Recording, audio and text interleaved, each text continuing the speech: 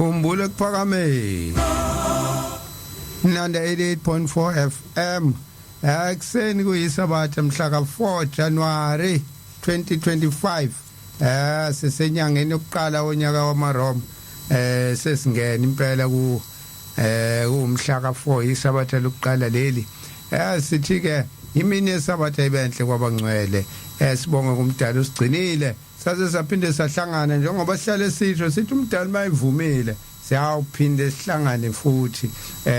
lafika ke lelo sabatha sakwazi ukuthi sihlangane siyabonga kakhulu komdala weinsuku ukhumbula ke emlaleli ukuthi Nanda 88.4 FM lesi siteshi sakho esikulethela zona ehlabahlosile za sekuphakameni uma ke uqala ukulalela wazi ukuthi ke ungakwazi ukuthi usithole lapha ku Nanda 88.4 FM uma ukhona nje around indawo ezakhela iTheku noma usithole kwi-app udownload i-app yeNanda 88.4 FM okanye ke ungasivula la ku Facebook live sikhona Facebook live sikhona kumanje nje mawuvula usikhumbule kuphakameni ku Facebook sikhumbule kuphakameni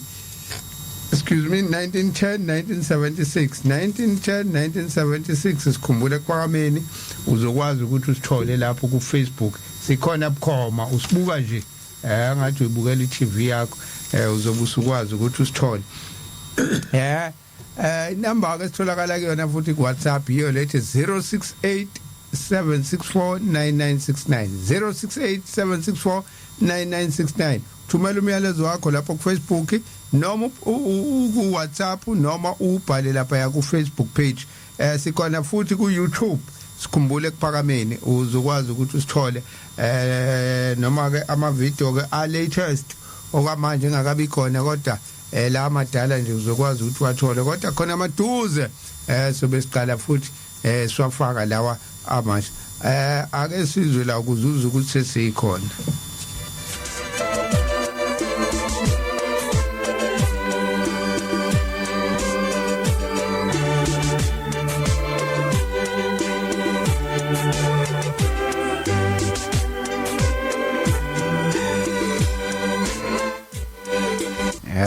umshinto umfoka amadlala ke leyo mawusuzwa yena nje usuke siwazi ukuthi ke hayi uhlelo lwakho liqalile emlaleli usukhona ningene lapha ku Facebook live ushayo like lapha sibone ukuthi usukhona ngiya angahambi ke ngedwa njengendwalo ngihamba naye umshumayeli usibisi uphinde abe khona nomfundisi umhlongo ngicela nibingelele umshumayeli ngiyabonga Samboti bingelele abalaleli beNanda FM la kulufinyelela khona iphimbo la amen sithi mini yesabatha ibe yinhle kwabangcwele amen bingelele nakumfundisi amen sibingelele nomzane Samboti baba Mahlase umshumayeli wenkosi sibingelele nakubalaleli kunamhlanje kuseni sithi sikhumbule kuphakameni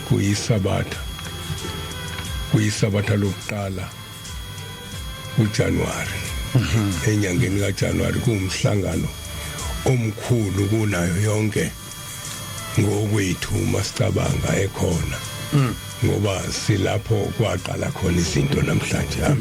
amen hayi njengoba sikuJanuary nemfundisi ake ngiqale ngifunde incwadi ngiqale nje ngifunde incwadi indaba kaShembe volume 1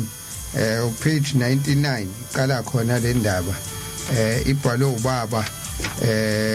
uPetros Dlomo sihlale sisho ke sithi zikhona incwadi zikhona izinto ibhaliwe mawufuna ukwazi ungalokhu ubambuya kuzwa abantu bethi sikhona nje zibhaliwe njengoba seshilo umfundisi uthi umhlangano lo kuthiwa sikuJanuary umhlangano ngokwethu sike sibone ukuthi wona umhlangano omkhulu la kwaqala khona izinto ngokwethu kodwa ukubuka akashongo uShembe kanjalo wathi nesihlobe kathathu umnyaka umunye kodwa ke njengabantu thina sibusibuke ngendlela yethu isihloko ke salendaba le ithi ibandla liqala ukunyuka intaba inhlangakazi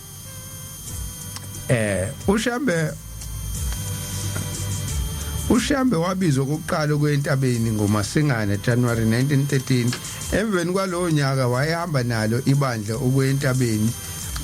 bese benyuka yena yedwa ibandla lalisala ezantsi nentaba emaseleni kwathi njalo ekseni nantambama ehle uShembe entabeni ezokwenza inkonzo nebandla abuya aphindele yedwa entabeni lokhu kwenzeka kusukela ngonyaka ka1914 kuya kunyaka ka1915 ngonyaka ka1916 wahamba yedwa futhi walishiya ibandla emzini wakwaHlophe wayesecela uShembe kuNkulunkulu kuba nezingane zakhe amaNazaretha zimlandele ukukhwela intaba impendulo kaNkulunkulu yafika kuNkosazana Hana Mkhabela owayesethempelini lakwaHlophe ngalelo langa isibhakabhaka sambozwa inkungu oqhamuka isiphephe esinokuduma okukhulu abantu bonke bangena endlini ngaphandle kwalenkosazana eyasala yodwa ngaphandle kwathi uma bembiza ukuba angene endlini akazange angene uNkulunkulu wakhuluma kuye kuthe uma izulu seliqedile ukuduma baphuma abantu endlini bamthola uHana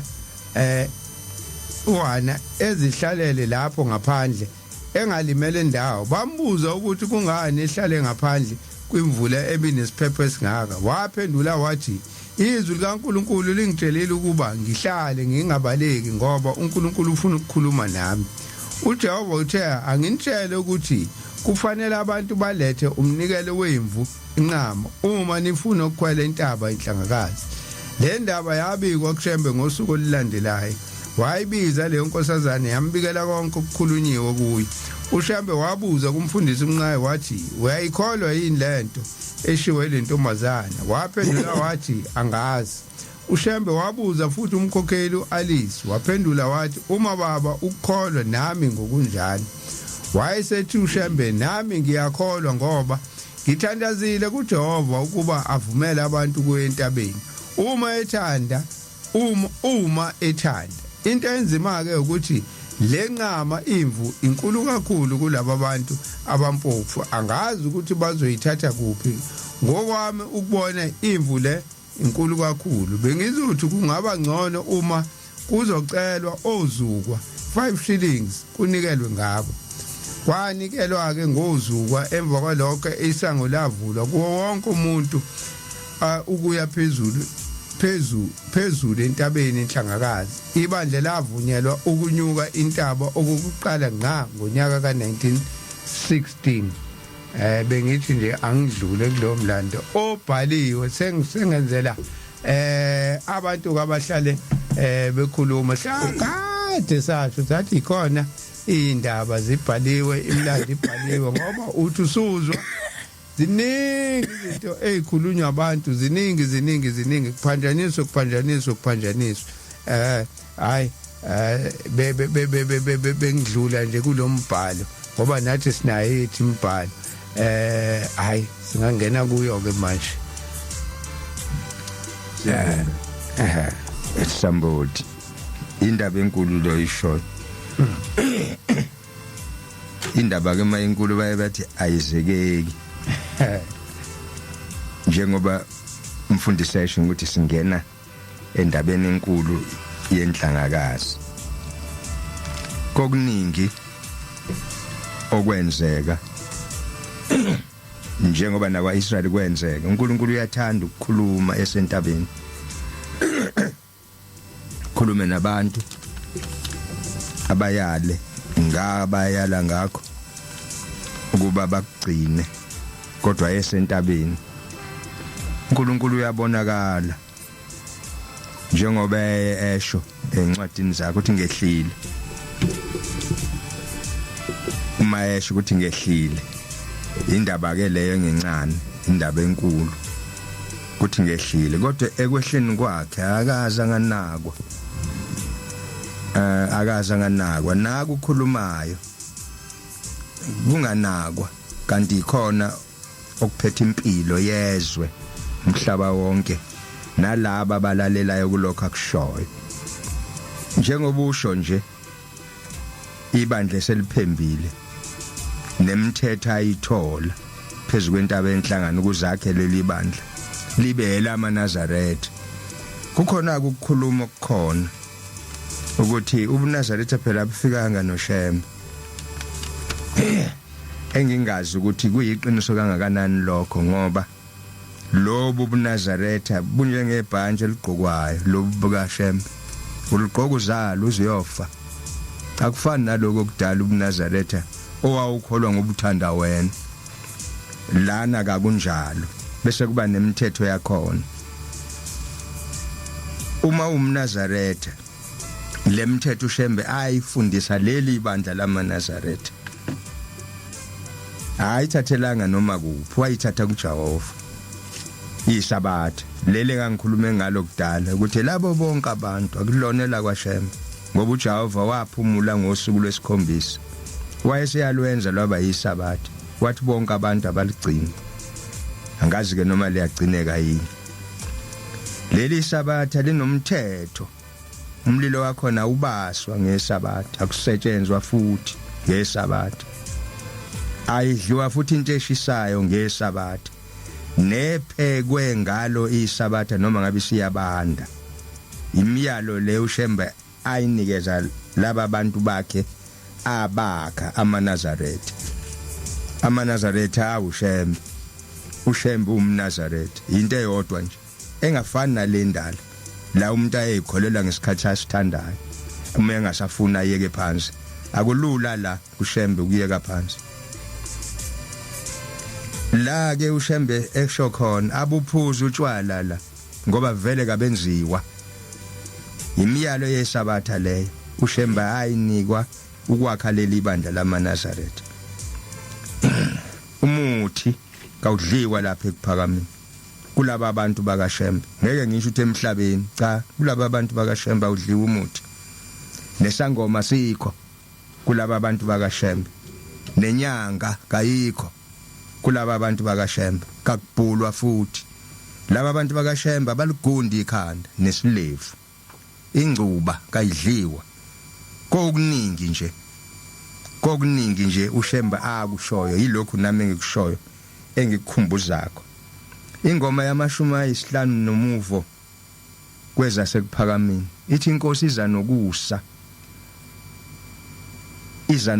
ebusweni bomhlaba ukuze kwande ukukhanya lokhu kukhanya kucinywa yilezi zinto ebengiyibala uma zenziwa kodwa amaNazaretha wona cha akakwenzi lokhu kukhona ukusho mhlawumbe ukuthi njengoba kunjena nje umuntu meqhathanisa hayi amaNazaretha akaqhathaniseki mfundisi sambothi amaNazaretha akaqhathaniseki umNazaretha nje umNazaretha nje ngeke umqhathanise nomunye ongawugcina umyalo kaShembe njengoba sikhuluma nje ukuthi uShembe utheni inkosi uBabilanga yakhuluma uma yayikhuluma esidlangalaleni nje okungeve kusesontweni ngangizothi yakhuluma yazi yama ngomlenzo owodwa yathi ningakhohliswa lutho ningakhohliswa namuntu ukuphambanisa lokhu uShembe athe asikugcine yathi ngisho ngehla ingilosi ime phambi kweni initshela uShembe angakushonga ukuthi nikwenze ukuthi niyiphikise angazi ke noma kunjalo yini ngoba kuningi esokula thiwa sesiyefana asifani uNazaretha akafani namuntu ngeke futhi afani lo kaShembe angafana lo mdala ogunda mhla ethanda nesilevu sakhe enze nje noma yini uma engasafuni futhi ukubaba umNazaretha ayiyekele phansi cha akunjalo la uyoba umNazaretha ezalwa zafe lo kaShembe mfundisi ithi indaba ngiyawuhlala endlini kaJehova kuze kube sekupheleni kweinsuku zami bese ithi le ka number 6 unumber 6 akakhulumi ngamaNazaretha aficwe uShembe ehlangana noNkulunkulu phezulu kwentaba inhlangakazi. Aka numeri 6 umufunda 6:13 ithi nanku umthetho womNazari lapho izinsuku zomNazari bakhe seziphelele. Kuphele insuku lobu uShembe ahlangana nabenhlangakazi buthi ngiyawuhlala endlini kaJehova kuze kube sekupheleni kweinsuku. Lo kaNumeri 6 uthatha imvu enonyaka owodwa engenasici anikele ngayo la unikela ngawe uqobo lakho ufe. Uthi ke mefika phezulu kwentaba inhlangakazi inkosi ila ngamayichaza ithi kulobuNazaretha nje ukuthi uhlala endlini kaJehova usopheleni wensuku zakho netshele igama lami ngiyolifumana khona. Uma siye enhlangakazi asale sesikhuluma ngenhlangakazi uthatha utshani iqala ubulukela ukuthi itshe lakho ozolithwala lingawi bese uyahamba uyolithatha itshe lakho ithikelele itshe lakho libhalwe igama lakho ithi awuhlubuki leli igama lakho unyaka nonyaka liyakubiza phezulu kwentaba inhlangakazi. Utheni umshumayeli uthi noma ngafika ingilozi ithi kuyeke lokuShembe wayedlala ningavumi uthi ngisho umfowena nothatha ikhali nimbulalane uma ethi shiya lokuShembe akushilo njalo. Uthi ke uma wena usufuna ukuphuma entabeni inhlangakazi usufuna ukuhlubuka ubohamba uthatha itshe lakho lapha esivivaneni ingabe njoba ngisemncane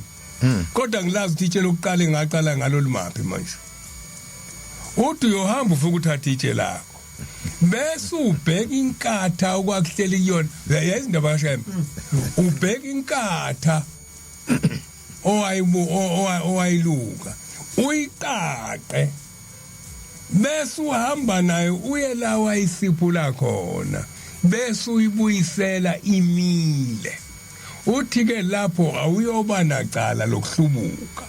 kodwa uma ungakwazi ukuqaqa inkatha iqale phansi behlaza ibuyele ukhumbule la angisakhumbuli nokuthi ngonyaka odlule ngangilithathe iphi kangakanani iminyaka emingaka namhlanje esengihambile phezulu intaba inhlangakazi intaba ehlonishwe yinja mefika uyizwele wakakhuzwayo inja kaLuyisi uLuyisi ozala amadodana amathathu namakhosazana amabili uNokubongwe oqala ezale ngo1913 mefika yedwa phezulu kwentaba inhlangakazi mefika ufika uLuyisi induna lapha emayelesweni kaNyuswa ufika kabathola abatwana usekhuluma naye uthekeni ngiphena amanzi sebelishayile ishumbu lami lafa abantu bemhlasela usethi uShembe kulungile uzobathola abatwana uthi kodwa umntwana oqala umthola igama lapha kuyobona ukubonga sebehlale 14 years bengithi 14 years bengasabathola abatwana ugani uLuyisi induna yasemalesweni enkumbanyuswa uganwe intombi yalapha ngaphesheya muwelo umfulu umdloti lo mfulu umdloti esenushintshile esinithi ihuze asikaze sizothiwa ihuze thina so nikhombisa ngelinye ilanga la kulezi zinto ezikhonjwa osamboti lezi asibuka kuzona ukuthi yayihamba apha inhlangano emngenelelweni womdlotshana wakoSiyane nomdloti wakanyuswa yayikhuphuka lapho ikhuphuke ngokhalo lwakamthethwa idlule emzini yakandlovu idlule kaMhlongo idlule kaMthethwa iziyongena entabeni yintsha le ehamba eceleni ilapho la ihamba khona kusho ukuthi kwakuyihuze nalapha kodwa sitshelwanga ningashintshi lutho mase ke ekhuluma nalendoda uLuyisi uzobathola abatwana usiyamthola uNokubongo Sister Cecilia balalela abantu baseMantobela Sister Cecilia wahamba waba isistela ikona ngoba lendoda uLuyisi iyikholwa lapha kwenye inkonzo elapha uyikhole emaromeni kodwa akamcelile umntwana la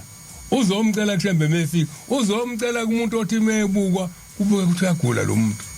usemnika abatwana wabathola wathola uNokubongwa wathola uLosiyane wathola uManzimahle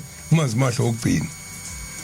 uManzimahle lo uzala indoda obokuthiwa uMbongeni Khuzwayo ekuyasebenza kwelinye lamaphephandaba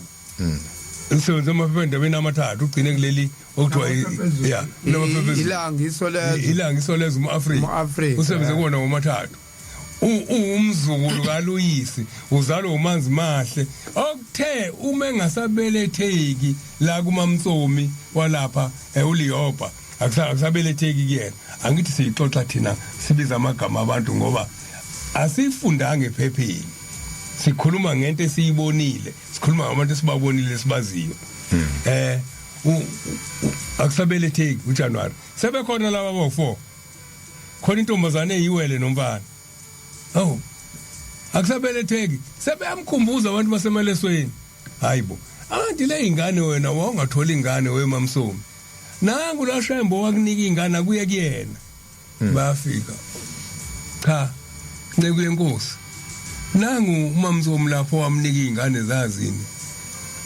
iphelile inyanga manje kufanele ngabe uyabeletha akubeletheki uyasiko ngathi ngizozazi ingane bese ithi inkosi yasekuphakameni hambani niye la ichibini lami nanti angasezantsi ekhoneni la kupaka khona imoto la khona isikhoma hambani niye khona nifike nikhamanzi khona nimphuzise uzobeletha akayi kowathandazela amanzi ungezwi uhamba ngezwi uyongena emanzini bafike bayawakha amanzi bebefika nje bemphuzisa befika phansi lapha ekhaya elikhulu sengikhohlwa igama lomzwa kakhuzwayo kodwa ilanga nizobona nalawa wakhe khona ukuthi yenza kapi lento bafike bamphuzisa mephuza usiyamthola umntwana amen usethi ke igama lalengane enitholile umanzi mahle ngoba uphuza amanzi amahle ongakhalisele sele kona wesethola umntwana amen ilapho ke mase suka khona ke manje uShembe iqala lento yakhe ithi indoda yakakhuzwa indala ithi mzukwane ejahi inyoka ezayisele lamadoda amathathu yakamhlongo uKhibana yakaNtulu uMagwinji bese kuba ile yakanzama Ntelezana ahlasela ingwe yayisihluphe kakhulu ngisho inkomo engasakhupukela entabeni akhuphuka lamadoda ayaphezulu entabeni kubikezelwa ukuza kaShembe phezulu kwentaba inhlangakazi konke lokho kubhalwe kuleli Bhayibheli esilifundayo namhlanje akulutho kunento bokufanele ngabe sithi mesikhuluma kaShembe sithi wayikhumbule iAfrika ngokubelungile njalo ngoba akagcinanga la eMzansi uthi uShembe wayikhumbula thina amaNazaretha sayikhuluma siyibuyisele nganene eSouth Africa indaba kaShembe kodwa uthi esihlabeni sakhe wayikhumbule iAfrika ngokubelungile njalo mefika lapha sasele sabota nalenandi sixoxa kuyona igcina la lenandi izogijima nini igijima iAfrika yonke siyitshela ukuthi okwenzeka la eBhayibhelini akulutho kunokwenzeka eAfrika kwenziwa uShembe methunywa uNkulunkulu njalo mefika lapha kule ndoda kanzama ukuthi udla imbuzi ikhona seyomangalelwa kukhuzwayo indoda kanzama iyabuya eGoli iyehla la kanzama kunegama lakhona kuthize inkambeni ngoba utshwala pheli angithi sebenza kahle sebenze eGoli abantu bonke omahlalela bebekhumbula isayi inkambeni kuthize inkambeni kuze kuthiwa umkhambeni kwayona ngoba seyinkambeni la Ntelezana bakhuphuka noMagwinji Ntuli noKhibana Mhlongo fike kutholana phezulu nengo meyitholana phezulu balungiselela ukufika kaShembe sokunyaka azofika ngayo tholane phezulu imbambi ingwe basondelana njengomuntu obambana nenye insizwa noNtelezana akhwele phezulu kwa uNtelezana ayibambe ayinkamfule ngoba insizwa inkamfule enye ibisikhuphula amazwani wafaka la ngemumva emqaleni la emlaleni ngemumva imdonse sonke isikhumba isimbule isihlinze kusala ithambo sibuye njengecopperhead sovala ikhanda sizovala ubuso kwenzeka endodeni yakanzama le ndoda yakanzama phela ngikhuluma ngayo angithi isihloko sami ngomalume kaBaba angikhulumi ngento eyenzeke eJerusalem ngikhuluma ngento eyenzeke eKosiyani imboza ubuso igijima le ndoda yakithi siyachomelana ke mase giya insizwa mebebongela uNtelezana bathi amagwala kaMhlongo abaleka athi ayobiza abantu uNtulu walekelela wagwaza ingwe yafa abakamhlongo ukuthi wakubi bese ngiphatheka kabi ke namogiye siba yeah igijima ifike igwaze ibelesele ngomkhonto izife na inkinga lo muntu akasena sikhumba sekhanda sokhona ilokhuza nje ithambo leli lasekhanda kusokwenziwa njani akafile kodwa njalo agijime le ndoda uMagwinjwa kaNtulu ngiyacatha uyabona amakhambana na umhlongo lo igwalo obalekile wawumemeza abuye lo mhlongo nawe uyakazi kugxotshwe imithi ezogxotshwa manje leyana leya mithi angithi sentabeni bagcobe bathathe bamgcobeke manje bamgcobe odokotela bathunywe ezulwini ukuthi ngeke afe lo muntu ngoba uzosebenza indaba kaNkuluNkulu bamgcobe bese beyibuyisa inyama ingabe kwakunjani ubhlungu bambuyisa inyama bese kulandwa intani kulandwe iva kubhotshosweke uthungwa insizwa zithunywe uNkulunkulu bani nodokotela waphila uNtelezana uNtelezana uyena lo osezozala lo mbiza okuzothi mebuye eGoli athi mefika ngoba babethi mebefika bembheka lapha kulomgodi ayicasha kona babefike bengamboni futhi ke naye umubuka manje anokuhambe niyobona umubuka manje ufike ubona ungathi kuyahlanyelwa namanje ngonyaka odlula ungathi kuyahlanyelwa mingaki iminyaka ubaba omkhulu ekhuphukile intaba enhlangakazi ikhulu leminyaka neshumi nanye ngoba 1913 is 111 manje yeah 111 yeah 2024 no 25 is 114 yeah 112 yeah ngoba 1913 yeah is 112 ubaba omkhulu ekhuphukile umufika ungathi kushanyeliwe lapha kule ndawo kuthiwa babethi mebeza kulomgodi kuthiwa izinja zayifike zime phezulu la kulomphando ikhonkothe ibuyele emva bangamboni until bambambe eyokhamanzi kodwa le ndoda eumbize ezalwa uNtelezana ohlaselane nengwe ithi yafika khona imbheka into yokuqala ayifuna umbiza lo sezobona ishembe phezulu ntaba inhlangakazi wafuna izikhumba wayibheka izikhumba lo muntu udla nezikhumba kule imbuzi zethu ufuna ukubona umbala wakhe uyawazi wabheka akaboni ngisho nesikhumba sembuzi yakamhlongo wena nezimvu akaboni nesikhumba sembu yakanzama akasiboni nesembu sembuzi yakanqobo hayibo lo muntu udla nezikhumba ebese akayiphekini abheke manje sebheka iziko la ipheka khona manda afune yena awakalithola iziko abese egudla ke intaba azayofika mefika awusabona mnumzane uyasabona mfowethu manje ngempela wena lo abathuza imbuzi uyipheka nini ikhumbu yazidla ninazo kodwa manje usethe mebale entabeni wayibona imbuzi zakhe zonke zikhona hayi udlani athi uyalibona leshumbu leli shumbu ilona engangiphethe ngalo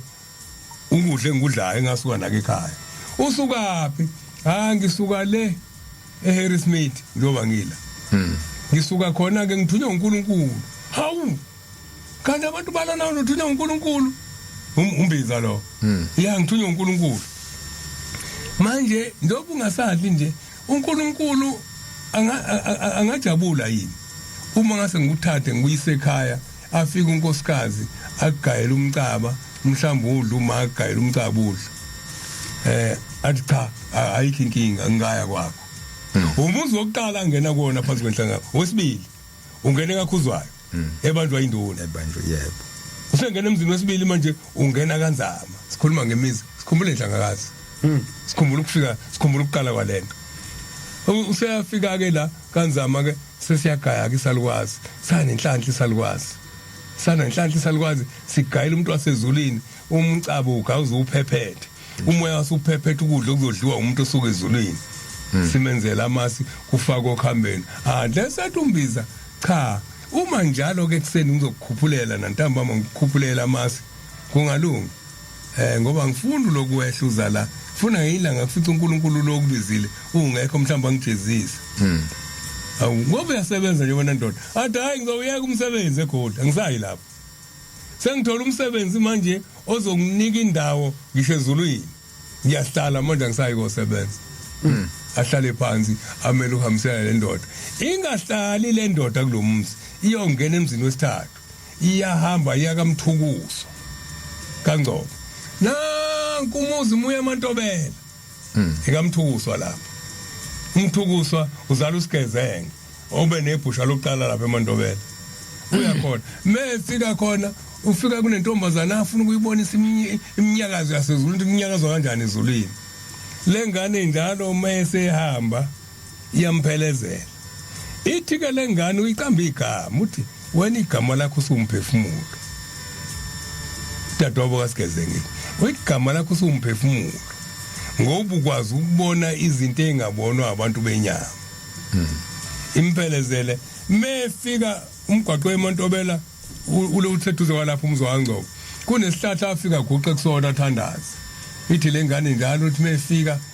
ezekhaya iyambonela ibisimhlangabeza afika guqe lesihlahla ukuqela ngesihlahla utshela ingilozi ahamba nayo uthi ngoba sazi uthi la kamthukusa khonani sala la kulesihlahla asongena nawe lapha ngizodlula ngithi ngisayoba umuntu manje ngisavakashela abantu ngizodlula ngikuthathe mase ngibuye ngelinye ilanga uthi mphefumulo namhlanje ungangiphelezeli athi mphefumulo ukuthi khona imbuza intshontshileke namhlanje afuna ukuyithatha ngizonyenya ngumbuka atshela uyise umthusi baba inceke le umuntu wasezulwini uthi namhlanje ukhona njalo lo mndeni engikhuluma ngawo awukho phesha kuyilwandle usekhona namanje ithe inceke namhlanje ngayiphelezeli ngiyasola ngathi khona ubugebe ngafuna ukubela hawu amphelezele mntanami amphelezele ahambe kude utheme efika esihlahleni namhlanje ithi waguqa kancane phela ngesikhathi esiningi yayibona kuqhamuka ifu lomlilo ifu lomlilo lafike lamthatha esihlahleni uthi wandiza within a second wesephezulu entabeni enhlangakazi kwabe ngathi yehla ifuna ukumkhombisa uthi kwabe isemini kanti wehamba sokumnyama ithi kwabe ngathi isemini wathi caba baphezulu kwentaba enhlangakazi ithi wagijima bathi wagijima umphefumulo eyotshela uyise hey ngephinde simbona ushile kodwa inkinga umlilo behamba nawo ufika wamdedela enhlangakazi sambone sehamba ngenyawo ingakho ngelinye ilanga abanye angishongo njalo thobani abanye bazama bakhuphuka ngoba bebona uNkulunkulu bebona ukuthi le ntaba engakafika uShembe kuthiwa inhlangakazi ngoba kuyohlangana zonke inhlanga kuyona bakhuphuka namatafula bafike bandlala babewenza isimayo isidlo leso babewenza isimayo khona umhlamba amasi lapha enduneni yakamhlongo umnewethu lo kulolu khalo la khona iziza neingcezu zenkambo ungazi ukuthi kwakuhlala ubani kwasuka umoya wayethatha amatafula wathatha amatende athola sithele mhlamba amasini basixoxela abantu abadala bathi hey osibani bani asazi ukuthi obani abashongo ya noma bashoda engisho aze bayohlala lapha bahluleka ukuthi uShembe uhlalile lapha uma inja imphelezela kakhuzwayo angithi sakhulumeni nokhuzwayo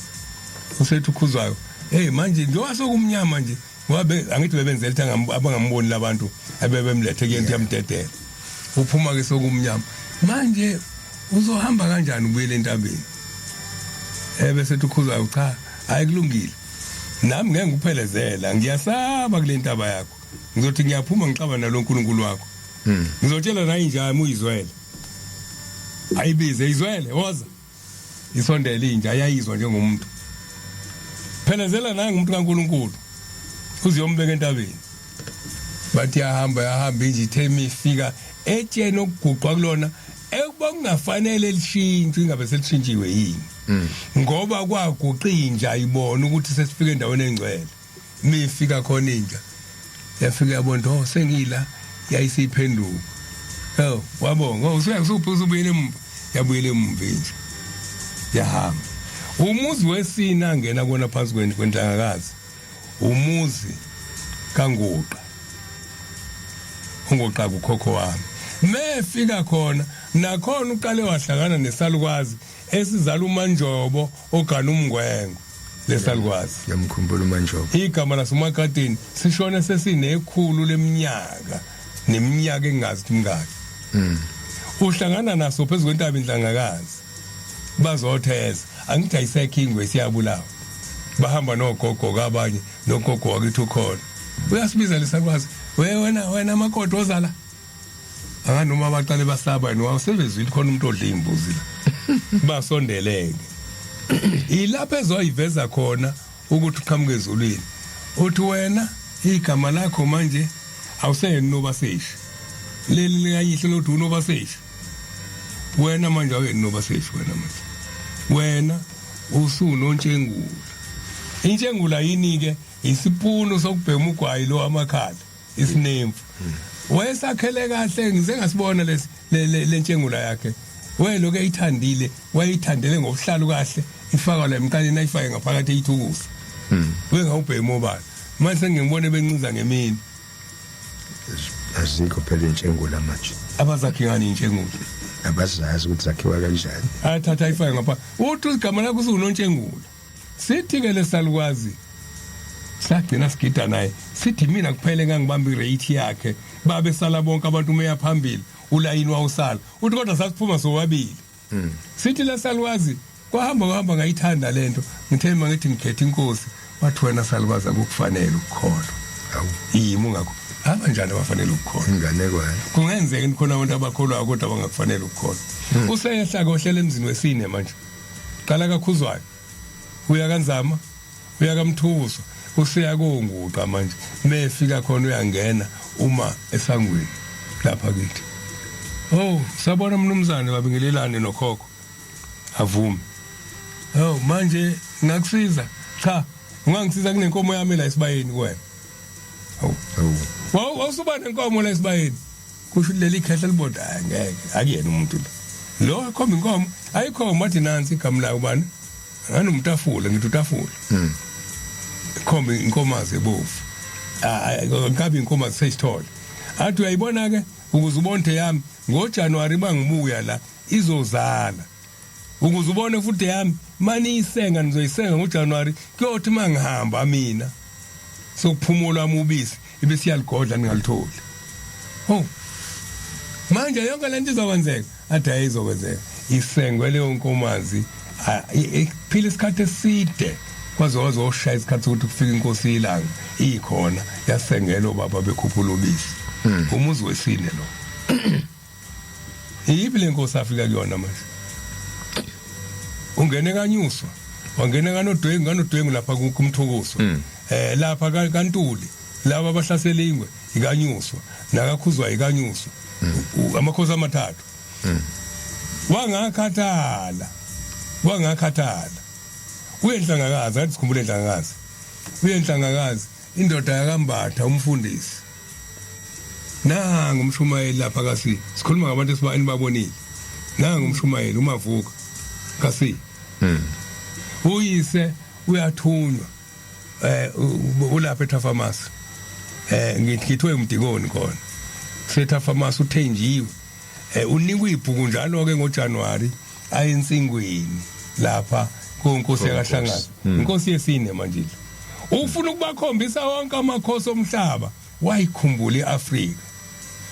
ufuna ukubakhombisa uvele ezulwini afika umbatha hlale phansi isifundiswa phela sakithi eThafamasi sibhale abantu ababona uShembe ngelinye ilanga uthi kwafika umoya ngawathi waqhamuka uthi wamqukula kwasukuma ihlahla uthe kubona weseguqe phambi kaShembe emaningi ihlahla igcwele umzimba wonke ya ndoda wenzani lapha phansi kwesihlahla hayi mina ngithunyiwe ukuthi angibhala abantu abeza kuwena basuke bezowenzani labantu ubaba omkhulu lobuza lokho uyenhlangakazi la kufanele siye khona hayi into engiyithunyiwe lapha ngithunyiwe ukuthi ngibhala abantu abeza kuwena uma sebebuyela esontweni bazosikwa bakhishwe esontweni manje wena ndoda awunalo usizi nginalo usizi baba olwani olabatwana labantu ababhalayo abasuke bezobika kushembe abababiki nabatwana bayabika abanye bengenabatwana owabathola manje wena ngempela usuba nje leli ibhuku nje ukuthi uze kumina ucela abatwana sizobuya ngale kwehora lesihlanu isihora lesihlanu manje sisazothi ugunyamathe bese siphinde sibuya ngale siqhubeke nalo uhlelo sithi sikhumbula ekuphakameni 1910 1976 siyabuya masuzwa lelo bika umthinto umfoka amadlala ethi wangidala azike ukuthi sesibuyile sesiphakathi ohlelweni sithi sikhumbule ekuphakameni umfundisi useyichazile yasenhlangakazi wayichaza usame emazweni akhe ngesabathe edlule ngiyathanda ukufunda futhi engakangeni nomshumayeli ngithanda ukufunda futhi ngifunde indaba kaShembe umculo oqala volume 1 ngifunda uvolume 3 ke manje ukuhlehliswa komhlangano wasenhlangakazi ngo1944 sewuyena futhi Petros Musa wenkosi Dlomo iphitshi lakhona u98 uzabana lo bayifu u98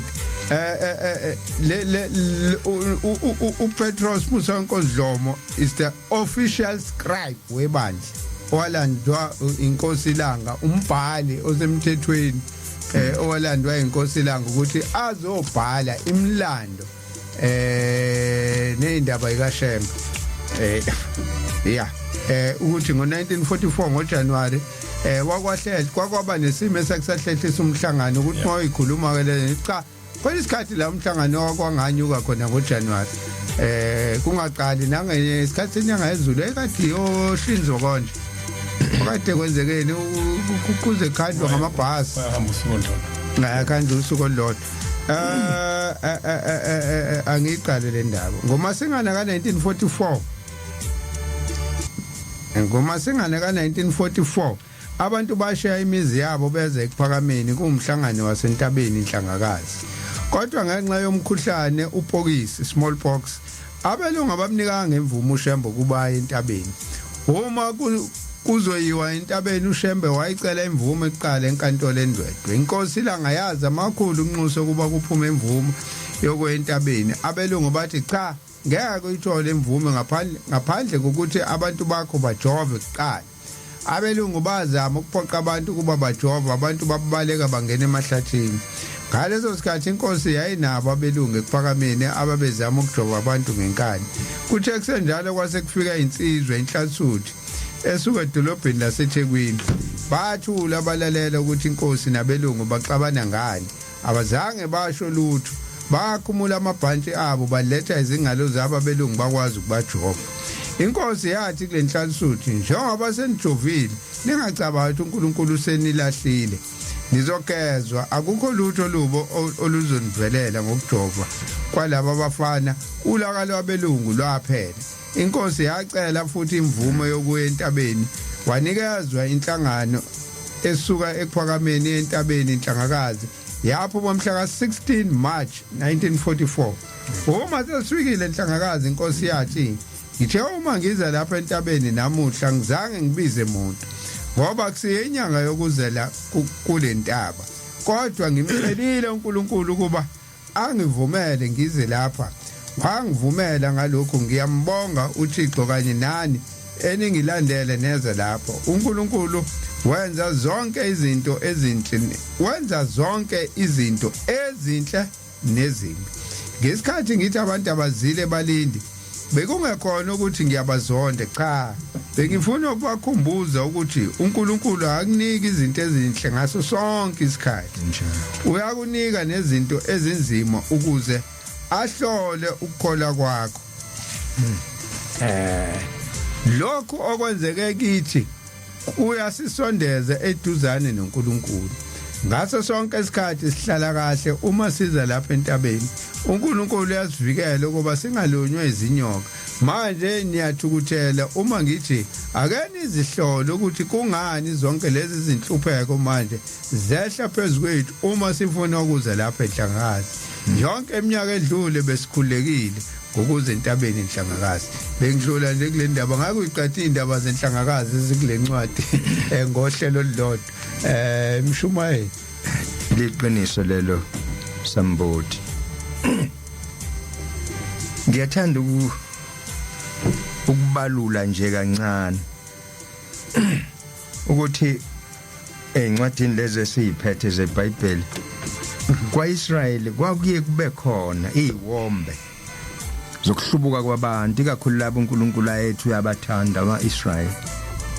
hlubuka dubu uNkulunkulu abaqalekise ethi hey ngizobabulala ngizokwenza lokhu kothi ungazalele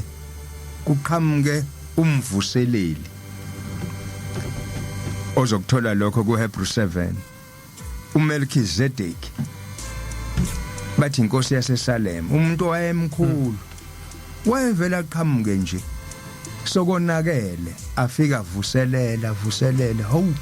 babuya abantu bakholwe bakhumbula ukuthi hayibo phela singamakholwa kodwa sebekhumbulile bese yanyamalala futhi ukube ngisho njalo ukube lesi sikhathi sethu uNkulunkulu besimfuna njengoba inkonzo ziningi kangaka zafika ziqhamuke emazweni besiyoyinaka indaba kaShembe besiyoyinaka indaba kaShembe ngoba njengoba bethi nje uMelchizedek lo inkosi yaseSalema wayengenayise ngenani nengenakhokhe ngena noShembe unjalo uKristu unjalo ungathi wakwabani nje uKristu kodwa indaba le ukuthi ngehlile uNkulunkulu uyehla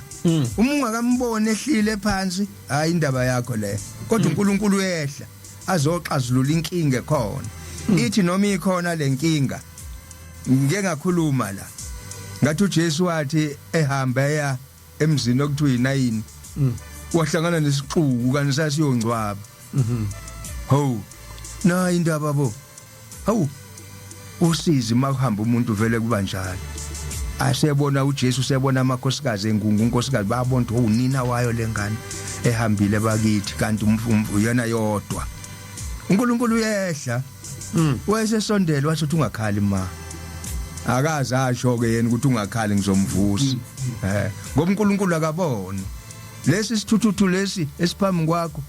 osibiza ngesithuthu wena uNkulunkulu lo ungambona ungaphila yini mawubona uNkulunkulu kodwa uyehla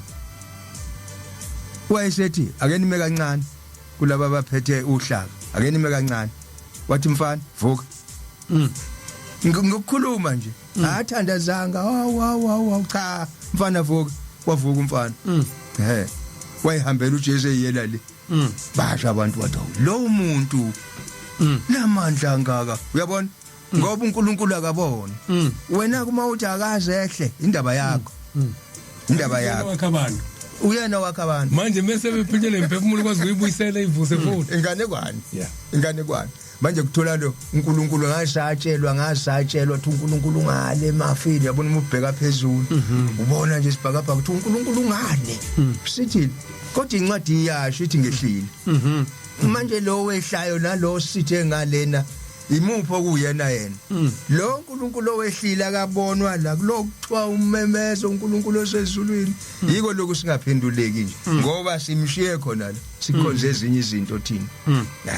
lo Melchizedek ke kwakuyinto enjengaleyo ukuthi mase bemkhumbula uNkulunkulu abantu abesiyanyamalala uyobuya avuke futhi kwazi kwafika uJesu inkolo elokho eyivuselela kodwa kungaziyo ukuthi ubani lo uvuselela lenkonzo kodwa labo ebebekholwa babona ukuthi hayibo nathi indaba asibuyeleni kulento lokho engikushoyo ngithi la ekhaya gcina isabatha isabatha selibuyile lento besingayinakile nangumfundisi ekhuluma ngesabatha siyalazi isabatha bese belamathela abantu banamathela babuya abantu lokho uJesu wafika kukhona abantu ababezolalela ngoba kwakukhona uMelchizedek abantu ababeyivuselela inkolo wafika uShembe wavuselela inkolo nje bedesha umfundisi iAfrika yonke kodwa kunakiwe sinenhlahla ke thina yikho lokho ekubabelanga eshobo ukuthi nina nje enilizwile izwi lika Shembe nakho konke nitshele khona nime kukho ningashintshi ningakhohliswa umuntu khona ama research namhlanje yonke inyaka kuyithola i-research ngeke uyithola i-research ikhulume ngoJesu ikhulume ngoMelchizedek ikhulume ngoShembe uyothola ama research akhuluma ngathi nje ukuthi singobhovungane siqhamuka kanjani sapho ngeke uyitholele kaShembe ngoba kuthiwa akanayisa kananina uzomthatha phi lo muntu onjalo nakho ke indaba ngithi ke ukube sasifuna uNkulunkulu uza ngabe sazi siyazi sinothile sinonile kwafika uShembe wathi nayi indlela noma seyikhombile hayi asiyifuni kodwa ke uma usubuka wayifuna kwakuvele kunje siyabona awu kwakuvele kunje uthini uJesu John 14:9-12 uthi mina nobaba simunye bathi niyamuzwa ukuthi uyahlambalaza bamaze lapho uJesu laba abantu abanjalo nanamhlanje noShembe unjalo bamaze lapho uShembe yasho njalo la eGroundville ngolunye usuku ngoba kusemishini eGroundville athi amakhosikazi akashawa ngalo muntu ufunani la wathola nje usibhombele ehambe ebheke esiteka wathi ephenduka ebheka kubona wasethi mina ngeke amakholwa njalo makholwa njalo ngoba uShembe nje ungena emishini akalishumayeli le ndaba uthi uShembe ubhombele uthi hayi ngeke ningenze lutho mina bathula bambuka uthi nangibuka sengathi niyangazi uyayizwa leyo ndaba ngoba akaziwi uShembe injalo nje le ndaba manje uma sasinenhlahla usasinenhlahla kwafika umuntu ozoqondisa umqondisi idirector kuthi ningahambi la hambani la thina ke sitsheliweke kwathiwa lokho akungenziwa kwenziwe lokho uma sinake lokho uShembe nje akushilo siye kuphakameni thina la siyakhona uthi bhovungana offline uthi uShembe inkosi ilanga ithi ubaba omkhulu khonto ishilo ubaba omkhulu ukube samnaka awu na indaba awu umkapi offline usho njalo kunjalo idabukisa kakhulu leyo nto dabukisa kakhulu leyo nto uthi ekhuluma nje phakathi eparadise uthi ubaba wahamba emncane yabona wesekhulile phela ngoba kubalwa amashumi ayisithupha neminyaka emihlanu nangaphezulu uthi wesekhulile uthi yena wahamba emncane yabona wahamba emncane abesethi ukuthula abese khuluma igama elibi ngoba wayenganakiwe awu la siyeza ukuthi ubaba omkhulu wehamba namadoda amadoda impela ahambe ayofika endaweni kodwa uthi ubaba uthi ubaba ilanga wenganakiwe awusizi lolu uyasho ukuthi wenganakiwe ngani uthi wengaphumuli wengaphunyiswa umuntu ohambweni nje lulodwa uthi wathi mehamba kuthiwa kuseduze baba kuseduze la siya khona masithela nje kulolu akhalo sokwehlela khona uthi hayi kuhanjweke kothi makwehlelwa lapho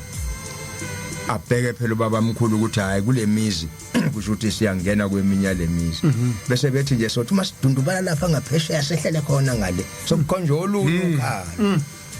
hawu lo muntu ogqilazwa kangaka uwezokhulunywa loba kutheke sekuyinyanga yezulu ngakukhuluma lokukhuluma nabefundisi ngithi mina ubaba kuthiwa kaye la umgwaqo unjani ubaba kaye la ebuye futhi esela kule mgwaqo nje ngathi mina ngeke yikho lokho kwasixabanisa okusixabanise nobabilanga ubaba omkhulu akanakile ubani lozohamba emgwaqweni nje yama impela leyo nto nje hayi nginovalo ubaba wasola wathi ubaba omkhulu wayenganakiwe namanje asizomnaka noma sibona kunje asizokunaka lokho namanje ke kuyadinga sikunaka kuyadinga sikunaka kuyadinga kube yithini esikunaka njengoba sikhuluma lana nje sikhuluma into enjengaleyo uma inkosi izosuka endaweni ethize kufanele sihambe thina phambili siyobuka okukhulu kodwa mshumayeli angathi into esingasayinaki izwi ukuthi wathini uqedile lapha njengoba bengikhuluma nje kulokho ebengikusho ukuthi ithi ke inkosi sigcina ubabilanga uthi ningakhohliswa umuntu ningakhohliswa futhi lutho noma kungehla ingilosi phezulu ime phambi kwenu initshele lokhu shembe athi ningakwenzi ithi yona kwenzeni uthi niyiphikise ngoba uqedile ke lapha ngoba senzizwi lakhe akekho ke Sambuthi ongalazi izwi lika Shembe liyekwa linjalo ibhaliwe likhona yonke indawo ukuthi alifunwa mahlase kade sinensizwa yakini lento ikhuluma uma nje ngiphatha kabi asikhuluma into iqiniso asihlaseli kodwa asikhuluma into ekhulunywa yithini bese nensizwa yakini iqhamukela impompo sengithi kuyona namhlanje ke sihambe ngebhuku yathi lensizwa ngisaba ukuhamba ngebhuku uma nithi siyodlula enhlangakazi ngikhuluma ngomuntu la ongashunyayeziwe umuntu umshumayeli ongashunyeziwe umfundisi uMalihase uthi kasibona uMalihase sisuka la kaZulu Mahlase singomahlase uthi njengoba ngila uthi kufika uShembe ngo29 konto usifundile utheni inhleso uthi yakhumula amabhanje 1944 uthi yena ufika uShembe wathi kumina ngo2019 wathi balinga uJobe ubanela lothi ngalinga uJobe ngena lapha eLimpopo ayikho kakhulu indaba kaShembe la ekhona kunjalo uthi bese eqala agijima bheka yini uShembe uthalaleli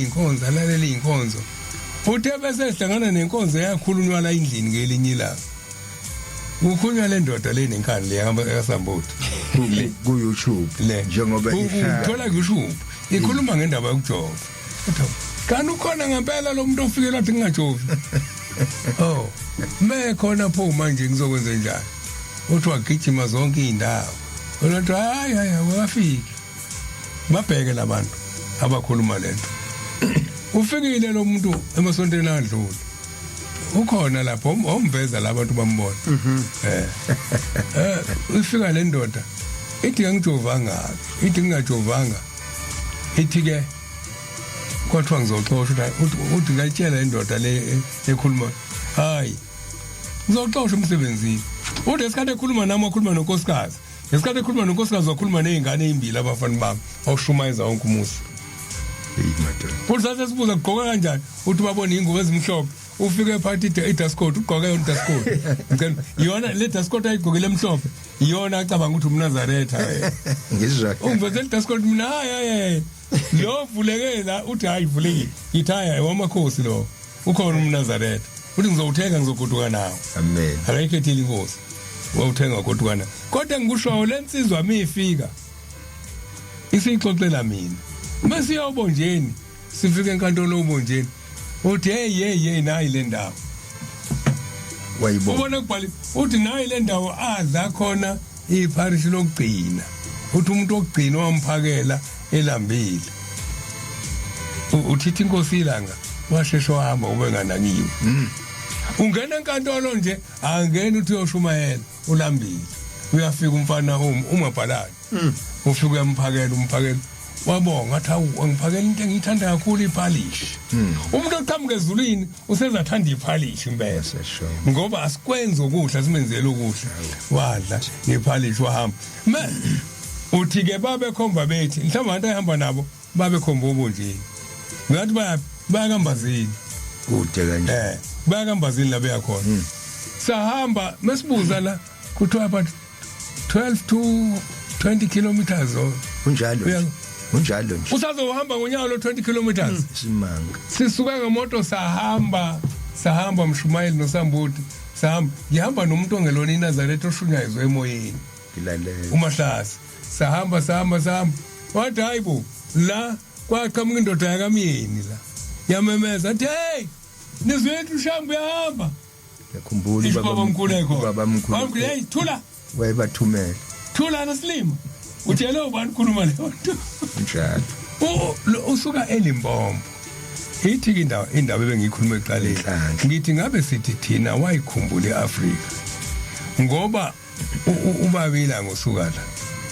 ushembe phela sikhuluma ngayo njalo usuka la uya eMozambique eZimbabwe eRhodesia mefika khona utshela uNdlangisa amasebebuya uthi uyazi kade ngiyokwenzani lapho kodwa uNdlangisa usolile usolama ukuthi akulayishwe izitsha zokwamukela isimanga zilayishwe emotweni yenkosi ziyalayishwa kuyahanjwa kuya le eZimbabwe kuseyiRhodesia isikhathi sika Ian Smith kanjalo into yama-70s kunjalo uthi mefika khona ufika ukuthi zehliseke izinto ukuthi ngazehlisa izitsha ukuthi ngiyafika sebendlalile labantu abaphambili ubani lo othi wazishema umazelaphi angithi abafundisi babelele la ePhakameni abathi ababecathi bamazi babelela bamazi ukuthi useseZimbabwe la ikhona nezitsha kusathi iRhodesia nezitsha lezo kuthiwa igadwe yibona abazi ukuthi wayithatha wahamba nazo bayafika uNdlangisa uyayibeka izitsha bese yibekile baphuma ukuthi hamba ke manje akafuni uNdlangisa bonke uba uzomukelisa kwi-war base ka-Ian Smith enabelungu kuphela ababulala indle emnyama ababulala uJoshua Nkomo abala nondaba ningi sithole abala no Bishop Abel Mzorewa yebo kunamadoda lapha ukuhlukene uyafika uyandlala kose ubani lo uqinisile Mgabhi uma uthi wayikhumbula iAfrika sayikhuluma sayibeka nganene badle mebesuka endleleni uNdlangisa ushaya uvalo khona incwadi la ngingayibona ithi ibhubesi seliyodla yebo nomntwana nenyamazane kanjalo yeah manje uNdlangisa uyayibona lento uyahamba uNdlangisa uthi masebebuyele emumva kodwa inkinga ayenzayo uma sinyanyana thina sama Nazaretha sonke uShembe akwazi ukulala nibiza ngani lendlu le oqasha kuyona abadayisa imzini brothel ini brothel uShembe melala kwi brothel iyaphuma intombazane isiqedile ukudayisa umzimba idayisa emini yona iyona kuphela nje sikhona manje kwahleke baba ngiyobuthi angihambe ngiyofuna indlu le ayisekho indlu engizozolala kuyona le ntombazane ithi sengichazelile ukuthi uShembe wena umuntu kaNkuluNkulu ithi ngeke ukwazi ukulala kule ndlu ngoba ilayidayisa khona umzimba uthi babela ngitshela into manje kulungile ayishiyuki ngizolala kuyona leyo yezwa na awu usihamba uyolala khona thina ke njengoba sinyanyanya sodwa sama Nazaretha uShembe walala kwi brothel siyapi mase phuma lapho sebehamba uNdlangisa uyokhipha iva ebhubesini lihlathwe selilambile uthi uNdlangisa mekhuphukela kulona indoda ayixoxela uthi mekhuphukela kulona uyalizo liyabhonga shawuba luthi ubaba misa imoto ngayizwa into ebhonga ngiyayizwa yini engathi ibhuwesi baba misa imoto ubaba wathi ngimisa imoto kubhodla ibhuwesi ngaphezu kokuthi athi misa imoto uthi phuma uhambe uyolibona likhalelana wawuzwa wena hayibo hamba uyolibona likhalelana ngangizwe ngoba ngimethemba uyaphuma uNdlangisa mephuma akakhathazekanga ngomzimba wakhe wathi uma ngingabuyi nobaba bothina abantu uthi ngakhica apha kuqala passenger door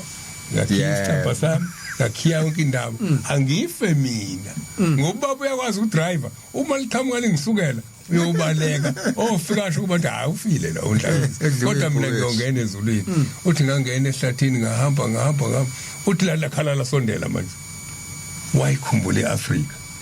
eke sihlukane nokukhuluma sigcinela bapha abaphathi balenanda bayinwebe ngoba abantu abayizwa into esiyikhulumayo iziwa la eduze kunjalo sikhuluma indaba enkulu kabi ayizwa YouTube ayizwa phesheya khuleka ushupa bayizwa phesheya imnandi minjalo bayizwa yonke umhlaba wonke uyaqhubeka uNdlangisa mefika ufica lele uthi lipaqakile uthi vele ngabantu hawu lizokuthola ukudla kufresh wathi ngaba noShembe namhlanje uthi asondela mesondela kulona lisawulalisile isidladla lesi ulithi malisondela uthi bese lisiphakama uthi usho ukuthi izona ngizoshawa ngazo uthi ngimone uKhonteve uthi ngicanga ilo inzipho zakhe uthi base ngimona yiva kunegazi uthi ngisondele eduze uthi liphakamise lithi uthi base ngibona uthi liyacela ukuthi ngikhiphe leli umbuzo mase liphumile leliva ngoba ulambile lo muntu kade ngizodlani ngoba inyama imina uthi sondele uthi afika lidonsiva uthi melidonsiva bese liyaqala ukuthi livume ngekhanda uthi livume ngekhanda uthi bese uthi ngisathi lisuku umuntu ngakabula ngibamba uthi bese ngibheka le ngithi sengozwa ngalo uthi ngihambe ngehlaka uthi ngelibone lihamba la eceleni kwami uthi bese ubuya isibindi uthi ngigadile uthi lihambe uthi mele hamba uthi ngithi ngcono oba ngikhile kwi-passenger seat lapho la kuhleli khona inkosi uthi inkosi vele ehlisa iwindi lijike ngaphambi kwemoto ibhubesi lifike phambi kwenkosi liphakamisa izandla njengomuntu ekhuza ingcwele ethi amen namhlanje ungikhiphile usizini uthi liphakamisa izandla uthi bakhulume uthi bomuntu bakhuluma uthi ngaqala lapho ukubona ukuthi inkosi kwazi ukukhuluma ulimi lwazo zonke izizwe wayikhumbula eAfrika uthi abantu esasihlangana nabo emgwaqweni emncane bethwela amahlamvu angithi lokhuza amagerilla la aqasha ngehlamvu wena uthi ihlamvu nje kanti akusayena umuntu unesibhamu ngaphakathi uthi baba eqhamuka abalunguze ewindini uthi bakhulume uthi okunye ngikuzwe kancane uthi wanibhasophe ngaphambili nenzeni uthi sasinikwa amathiphu uthi menifika ngaphambili nikhulume nithi saze sawofika uthi uNdlangisa lapho wafa uNdlangisa yamthatha inkosi ngoba ihlali nomuntu ofile yamkhipha emotweni yamjikijela ngaphandle esihlahleni ufuna ukuyiveza ukuthi uqhamukapi yamjikijela ngaphandle esihlahleni yayiseyidrivela yona wesephucike ubabila ngimoto ngoba egijima kakhulu kodwa ngeke baba asoyimphele ubulawa yini Ndlangisa bazolahleka abantu ubulawa Ndlangisa edrive imoto wafa kanjani ubulawa uvalo lokuthi usekhipha ibhubezi ushayela nje angazi noma kwasekonakele yonke into ubulawa uvalo wavele wafela emotweni inkosi yamthatha akezwa yena wagcina ekhipha ibhubesi ameva engene emotweni akayazi enye indawo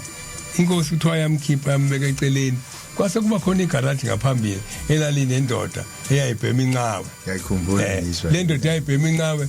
kuthiwa ayingasuka emlonyeni sethi baba mnumzane yawazi ukushayela athi hayi ngiyakwazi uzongena kule moto ke ngiyacela le ndoda ninqawe ayiyekanga nasemotweni yenkosi yangena nenkosi yahamba ngiwa kaNtshangase manje eBinoni mefika amemeza uNtshangase hey selibalele abazi ukuthi waselibalele nje liqhamuka kade lishisa abantu kodwa uxakenyile uNtshangase ubaba namhlanje mayithi uNtshangase selibale cha sifikile inkosi hawu ubaba wafika yedwa namhlanje kwenze nendoda yenqawe wapha nendoda yenqawe iloko isumisile nakhona lo ibeke eceleni bese kumenyezwa umfana wakasibisi futhi umfana omenyezayo bamenyezwa nomfundisi umbethe obokuthiwa uMadonsela yambona babizwa bobabili ubaba kaSicelo lo babizwa bobabili kuthiwe thola abafana ababili kubiza usibisi kubiza umbethe hambani niyothenga ubisi kunedeli yeNdiya la eBinoni eceleni wayikhumbula eAfrika akuyona indaba yalala afike mebefika la hambani nothenga ubisi kwakhona ubisi olwenziwa ngamabhodlela kwakuthiwa amathonela kuthiwa ithonela lembodlela ngiyikhumbula elalivalwa ngelokhuza phakathi ngaloko kucwebezelayo kuthiwa yini lo yokungathi kufoil lo ngathi foil kwakunjalo ke afika ubaba usebiza umgabhi nizohamba nendoda yenqawe izokukhombisa uyikhombisile ubaba la ijinge khona uNdlangisa osefile uthi lolu ubisi lunomphefumulo kaNdlangisa niluvale kungachitheki lutho phakathi ebese khipha ineclipper abhoboza imbobo la ubhobozela ukufaka umphefumulo phakathi obisini angithi umgabha bakwazi ukufaka umphefumulo yena ubhobozela ukuthi mase ethinte ngeneclipper ethinto wena ubani lo yabhoboza bavala nje umgabha okwabo bavala ukuthi umgabha kuzoshayela le ndoda yenqawe ngoba umgabha unjani uphethe umphefumulo ngemphefumulo unikwe le ndoda yenqawe uthi niyofika nilekelelane ke mekuke kwavuleka nje umlomo kwavela izinyo nithi Nimxhaka. so iconse liqonsile uyophaphama mase phaphama nimthathe nomfaka esibhedlela niyomlanda ngolesithathu kalinsuku dokotela wasezulwini afike bamthola uNdlangisa uthi safika kugcwele igazi esifubeni lo muntu uthe emeshawa i-blackout kwaphuma igazi ngamakhala uthi ufile uNdlangisa bathatha bathi co emlonyeni kwavuleka wathi qebu kancane uthi siyaphefumula wafakwa emotweni wathathwa isesibhedlela wafika esibhedlela wasishiya kwathiwa esibhedlela uthe ushembe somlanda ngolesithathu udokotela thola no manothela umuntu sosinda ngolesithathu ngoba sikamhlona kumhlona ngolesithathu wayela useyaxoxela uNdlangisa uthi mase sigoduka sahamba ngendlela seswazini uthi mase sifika eborder gate uthatha imisi imoto basuka ebhineni bakuyela eswazini ubaba sibuyisele emva eborder gate aseswazini uthi mebefika khona wafika imisi imoto nanka amaphoyisa amile amasosha agadisa uthatha imisi imoto wayimisi imoto wayesethi khipha ihawu lami neqhaba ngalami ngemuva uthi walikhipha ihawu wathi ubaba ungakwenzani akaze khipha ngobe khipha uthi wawushaya umgidi yedwa lapho wawushaye yedwa uthi ngiyacabanga ukuthi khona babemshayela isigubhu basezulwini uthi wayeushaya nqaphazi wajuluka wamanzi uthi awushaya phandise kwenkunzi yenkomo aphanda inhlabathi ayibuyisele eswazini uthi uthe emeqeda lapho esejulukile njalo wangena emotweni base Ndlangisa yathi kade ngenzani uthi uNdlangisa baba ngazi uthi bengivimbimbi ukuthi uma sekubuyizwe impi le ekade ngiyoyiceda lapha ingaweli la ingawelele eMzansi mase libuyizwe eMzansi kungasuki impi kunjani nami bese sithi ke namhlanje ngoba likhululekile khona incwadi sambothi ngihlale ngithi ngibhekela le ncwadi le ethi inkululeko yenu ningayenzi ibe impi noNkulunkulu icishe ikhuluma into efana nale soyithola ngesonto elizayo uzoyibheka nami ithi ke le ncwadi uma sesikhululekile ngoba into esiyenzile thina mase sikhululekile sigcina sasibona ngathi noNkulunkulu wesicindezela izinto athi uNkulunkulu abantu abangazenzi sathi thina sesikhululekile seziyenziwa lezo zinto ngelinye ilanga ngenye indlela sithi uNkulunkulu kwayena besicindezela esonto elizayo engathi umshumayeli sohlala kuzona lezo zinto sivele sihlale kuzona phela ngoba vele umhlangano ukuvuselela yeah qiniso kuningi ke leyo ncwadi ngizoyifuna ngizoyithola ngithi First uPetro okay kuleyo genge yombili yeah leyo genge yombili ikhuluma ukuthi ningayenza inkululeko yenu ibe isinengiso uNkulunkulu namhlanje inkululeko esiyitholile isinengiso athi uNkulunkulu akwenziwe ikona okukhululekile okuthiwa kwenziwe kusho uNkulunkulu wesicindezela sobuyela usizini ngiyabonga hayi into ebhlungu kabi ukuthi lokho ke ngikusho ukuthi inkosi yathi ningathathi lutho kuphambanakho nalokho enakufundiswa nguShembe yeah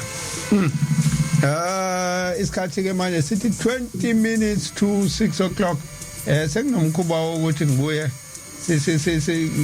ngilalele nami inkonzo la studio ngikhohlwa ukuthi ngiyasebenza ngingabe ngisafunda la ukuthi abalaleli bathini ngithi ngiyabona sekushaw 6 hawu lami sengikhohliwe ngathi ngihlele ngilalela iradio ngisekhaya sengikhohliwe ukuthi hayibo ngize studio phela fanele ngifunde ukuthi bathini abalaleli ake ngivele ngishone khona ngoba ngingayeka manje awusethembe baba mfundisi ubheka uGalatia 5 Galatia 5 u5:13 u5:13 ukuzoba u13 no14 thank you ngakulezi insuku yazi ubaba ulo Hlongwane angazi bakuhlongwane Galatia 5:13 nango 14 13 to 14 yeah ngokuba nina bazalwane nabizelwa enkululekweni yahlangana ngiyabonga uNkulunkulu usimangalisa nazi mahlase lencwadi ngiyizwa ngokuba nina bazalwane nabizelwa enkululekweni ningayisebenzisi ke inkululeko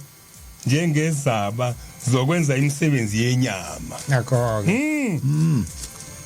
Kodwa khonzanani ngothando ngokuba umthetho wonke uqoqwe ezwini linye lokuthi wothanda umakhelwane wakho njengalokhu uzithanda wena. yangesonto ezayo Nayi lencwadi yakho. isiphathele umgogo ilokho yangesonto ezayo. Hey, nayi lencwadi ke. So sebenzela phezukwayo. Ibilindi ukuthi itholakale namhlanje. So sebenzela phezukwayo. So sebenzela phezukwayo. Ake ngiye la ku WhatsApp wethu inamba 0687649969 0687649969 WhatsApp lo ngizofunda nje khona.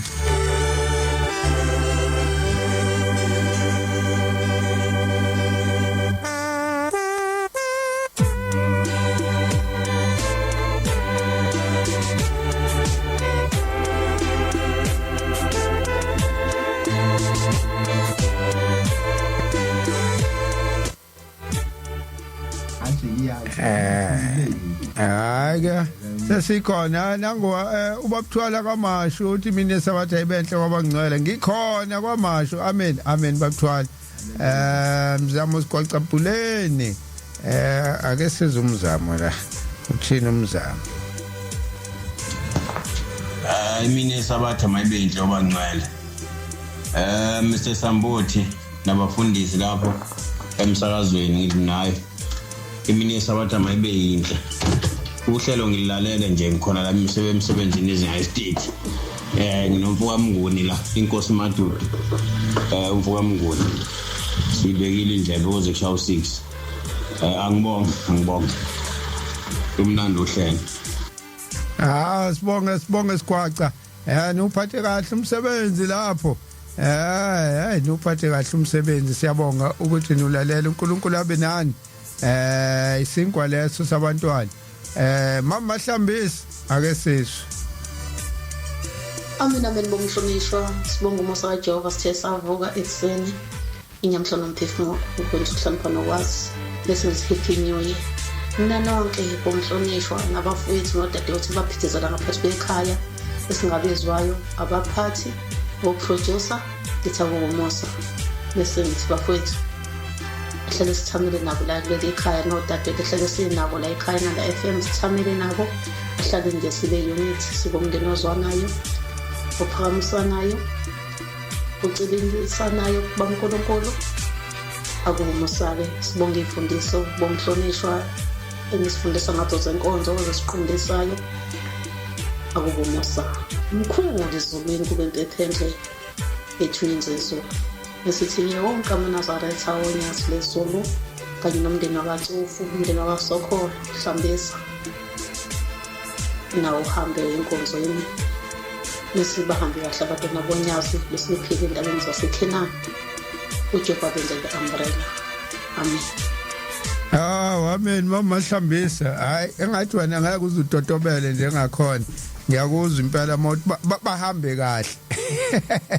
awuyibali wena Ukhathele maphethini lapha ngakuwo hayi ngiyamuzwa ukuthi hayi uthi bahambe kahle hayi kulungile mama Hlambisa siyabonga uNkulunkulu akubusise nawe ake ngibheke la ku Facebook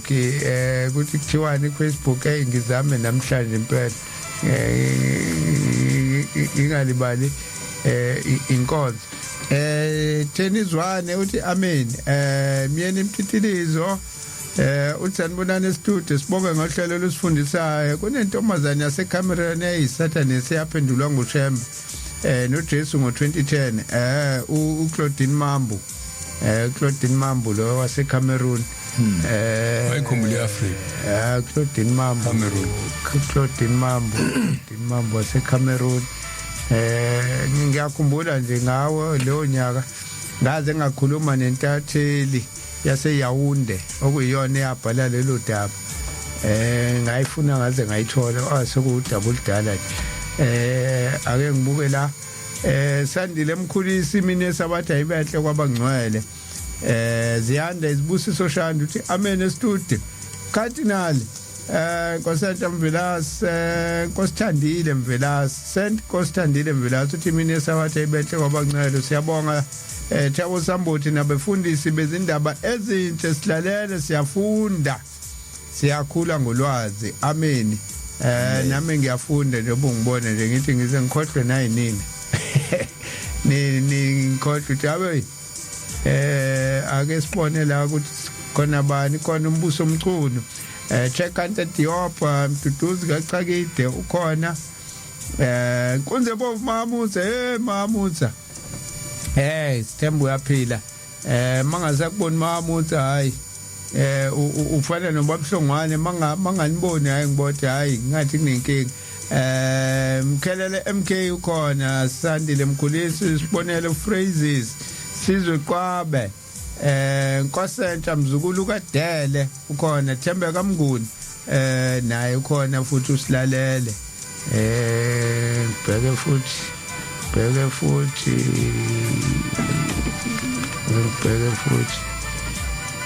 Nethiwa Ngcobo ukhona hayi enye le ngibhekisise angifuni kube khona umuntu osalayo 0687649969 0687649969 hayi bhekisise hayi akekho sele Mduduzi kaCakide siyabonga kakhulu ngohlelo akusikho konke okuyobhaleka ezincwadini wajula umlando ukuhlala kukaShembe entabeni sibonge amen kunjalo Singabhale konke kufana nomuntu ukuthi uyakhuluma ngoShembe noma uthathe la encwadini noma ukhulume nje noma ukhuluma umfundisi uchaza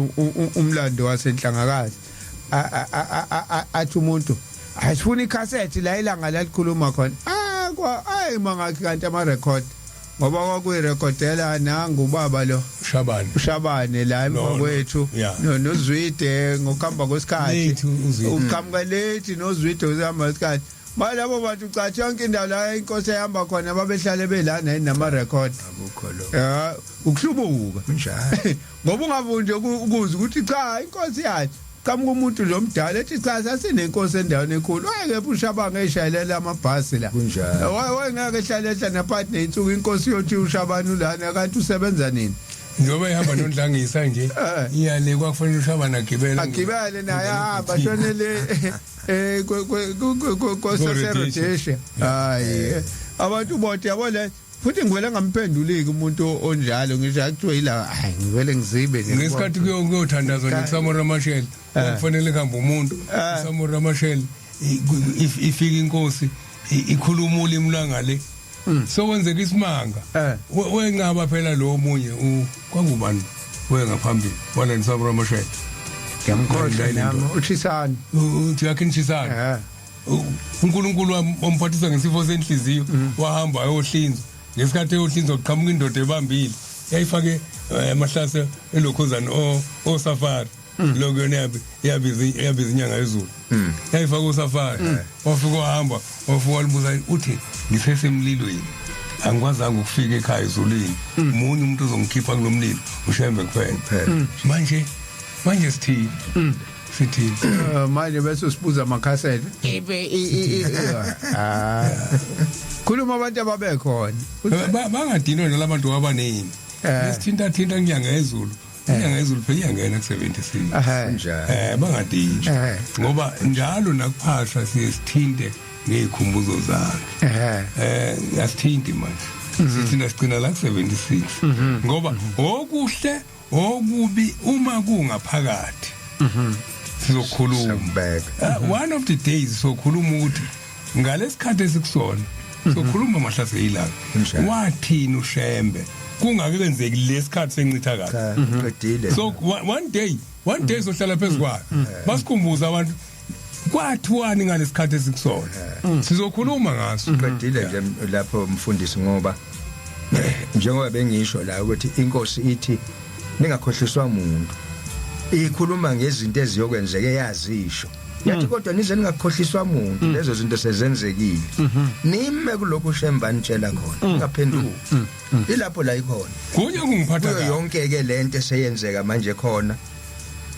thina sifuna siza ukuthi awu sokwenzeka lokho konje inkosi yathi wathi inkosi yathini yathi singayinaki lento senze lokho nje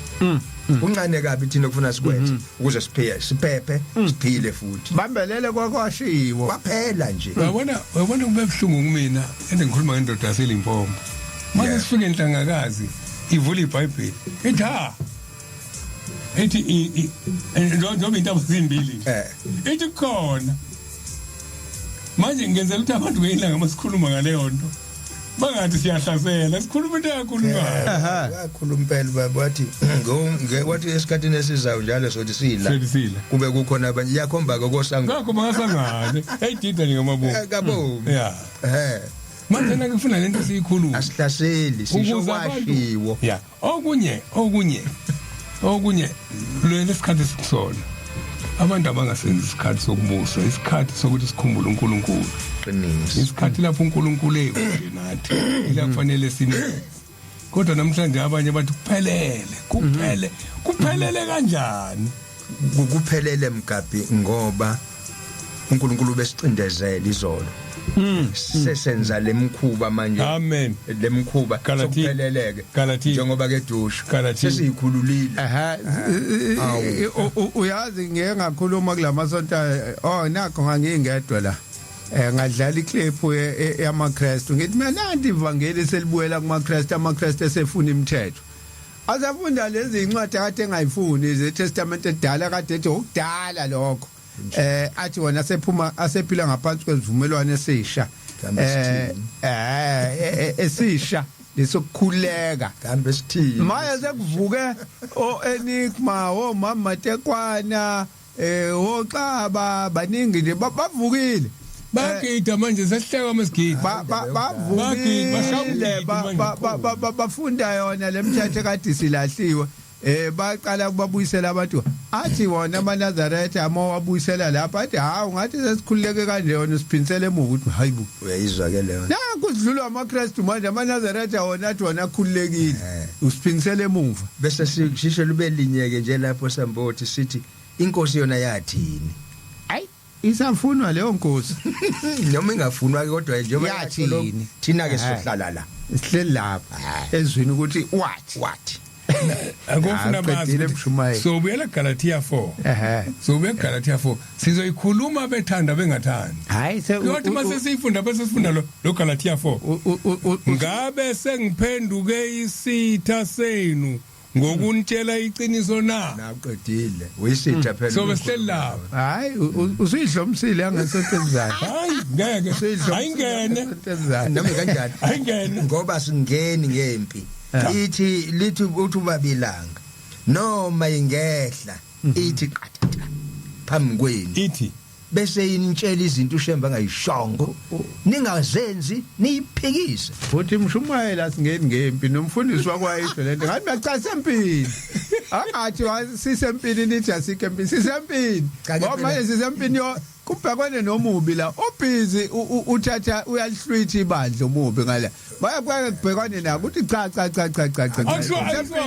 akusho kunjalo singabe nje cha lokhu ke manje akhona kaShem omubi lo sefike naye abamemani ngesonto ezayihlasela hayi mayihlasela lebakisho ihlasela asikabheka ukuthi ihlasela ngabe sengaphenduka isitha kunina ngoba nginitshela iqiniso bayisithi hayi isikhathi manje 5 minutes to imzuzwana lesimhlanu siyasonga nje manje